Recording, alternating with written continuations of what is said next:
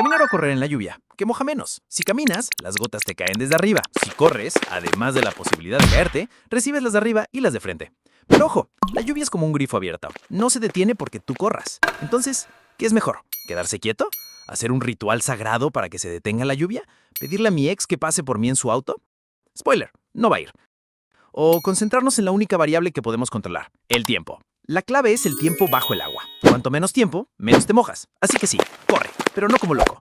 Científicos humanos dicen que corriendo te mojas solo un 10% menos. Pero si corres en la misma dirección del viento y tienes menos panza, es decir, menos área para mojarte, te mojas hasta un 40% menos. La mejor opción, no salgas de casa.